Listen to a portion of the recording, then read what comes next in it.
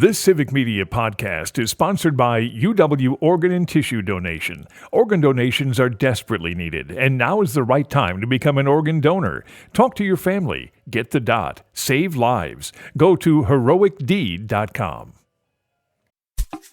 This is your WMDX Daily News Roundup for Mad Radio 92.7 FM and 1580 AM in Madison.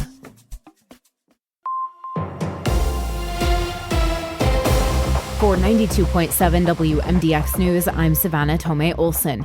The Madison community is rocked by yesterday's school shooting. Police say the suspect shot 8 people at Abundant Life Christian School and then died by suicide before authorities came into the building.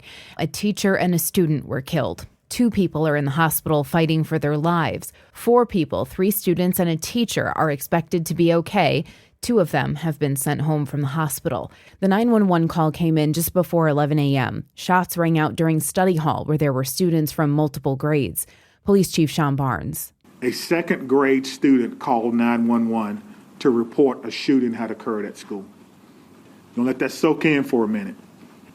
Our 911 dispatch communicators are trained to talk to children, but it makes my heart skip a beat.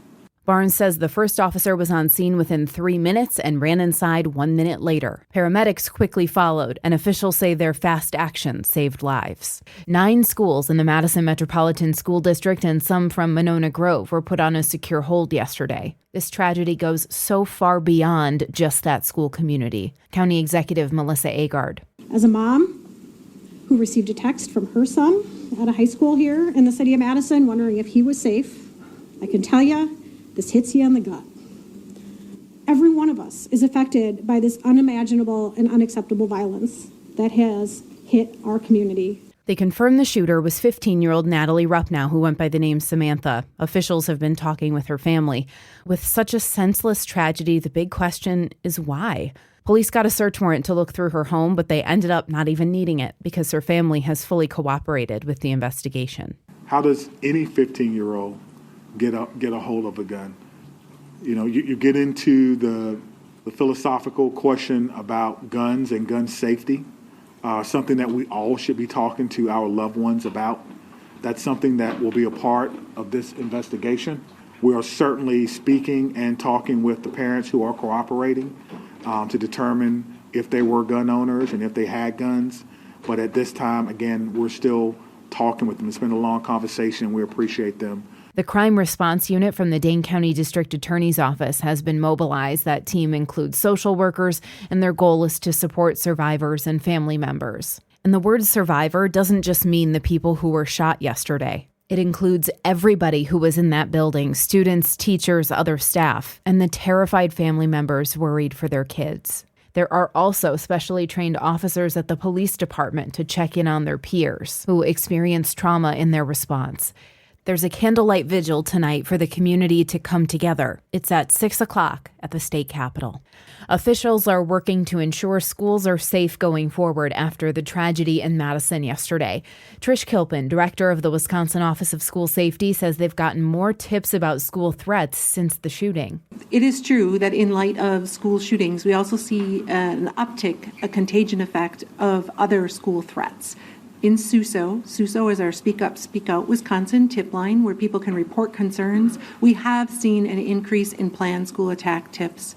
Often after an incident such as that happened here in Madison, people start to think about, I should have reported this, I have knowledge that someone could be planning a school attack, and they need to have a place to report that. So we encourage the community at large, students and families, to report to SUSO or their local law enforcement or local school officials if they have concerns that somebody is planning a school attack. Before the shooting at Abundant Life Christian School, there had been a threat to the Green Bay Area School District. They believed it was not credible, but they still had extra police at their schools yesterday. Madison Police Chief Sean Barnes. Anyone who makes a call or threat to a school, we will investigate that. And if you're found to be the person to make that call, you will be arrested. The Office of School Safety has all kinds of resources available to Wisconsin schools. Public, private, doesn't matter. They have guidance on what to do if parents or staff are worried about a student, how to talk to kids about making false threats. And actually, the majority of the tips they get are to report bullying. That Speak Up, Speak Out tip line within the Wisconsin Department of Justice has gotten more than 350 tips since it began in 2020. You can submit one online or you can call their hotline. Officials say never brush off a potential threat. For 92.7 WMDX News, I'm Savannah Tomei Olson. Bucks basketball tonight. Hi, I'm Mike Clemens with sports. It's the Bucks and the Thunder in Las Vegas for the NBA Cup Championship. Doc Rivers asked about the Thunder, one of the youngest teams in the league, featuring Shai Gilgeous-Alexander, against the Bucks, now one of the oldest. They're good. I enjoy watching them play. Shai's one of my favorite players. I actually got to coach him in his rookie year. But and I joke about it. And all these young teams are flying around, and we're going to come in with our little canes and wheelchairs and play them. College hoops, the Badgers' next game coming up Sunday when they host Detroit Mercy. Wisconsin dropped out of the AP Top 25 rankings after losing 3 straight last week, but beat Butler over the weekend. Much happier locker room than we've had the last 3 games, and I think these guys really have earned it. And obviously, when you play really good teams, you're going to have adversity, and how you respond to that and how you use those experiences to grow, I think, tells us a lot about the character of the young men in our locker room, and I couldn't be happier for them. That's Badgers head basketball coach Greg Gard. With sports, I'm Mike Clemens. On your entertainment beat, I'm Pete Schwaba. It's been a rough go over the second half of Season 5 on Yellowstone. In the first episode of Part 2, producers killed off the main character, John Dutton, played by Kevin Costner. A fine how do you do for his welcome back after a hiatus in tension between he and executive producer Taylor Sheridan. And in the season finale, a major character was also killed, polarizing the audience. The New York Post reports that social media reaction has compared it to the last episode of Game of Thrones, which also wasn't popular. Home Alone is on most people's favorite list when it comes to Christmas movies. The film is so iconic that Kevin, or Macaulay Culkin, actually thought about purchasing the home, which is in Winnetka, Illinois, on Chicago's North Shore. The house has only been sold twice since the film was released, and this time sold after only a week on the market for $5 million smackers. Culkin said he was seriously considering it, but got busy with his kids. Sounds like he's much more attentive than his movie parents. Moana 2 remained king of the box office last weekend. In its third weekend of release, the film pulled in over $26 million, putting it in first place yet again. Moana 2 and Wicked have a nice little competition going. Even though Moana 2 broke records, it might not catch Wicked when it comes to the total take. Wicked has pulled in $359 million domestically, and Moana 2 is at $337 million. They are neck and neck, which might be too much of a deficit for Moana 2 to overcome when it comes to the holiday season box office champ. Wicked remains strong at the gate, also finishing in second place last week with $22.5 million. Action-adventure film Kraven the Hunter, starring Russell Crowe and Aaron Taylor Johnson, is a box office dud, finishing with a disappointing $11 million in its first week of release. Gladiator 2 held strong in fourth place with $7.5 million, and the new animated Lord of the Rings film finished in fifth place with a disappointing total of less than $5 million. Lisa Kudrow is not a fan of AI and let Tom Hanks know about it. Kudrow appeared on the Armchair Expert podcast and referenced Hanks' recent film Here,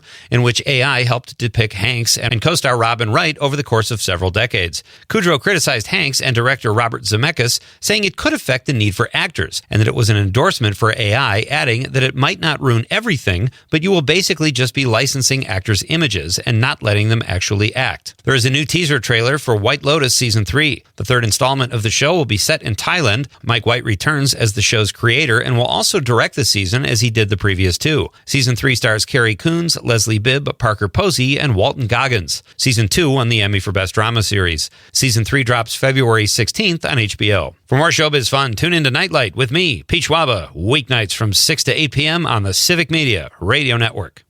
It is going to be mostly cloudy today. Our high right around 35 this afternoon. The wind out of the west at 5 to 15. Tonight, some light snow possible. Around an inch of accumulation. Our low 27. Tomorrow, partly cloudy 29 with more snow on the way late Wednesday night through much of Thursday. I'm meteorologist Sean Cable. Temperature now 30. That's your WMDX Daily News Roundup from Civic Media. Subscribe to this podcast on Spotify, Apple, or wherever you find your podcasts. Find more news at mad.radio. The national news cycle never stops, but it can be hard to find news about your local community. Civic Media is dedicated to providing quality local and state news coverage across Wisconsin. With the Civic Media app, you can get notifications about local stories that matter to you and your community. Find the free Civic Media app in your phone's app store and choose notifications from the menu to tell us what kind of news you want to hear about.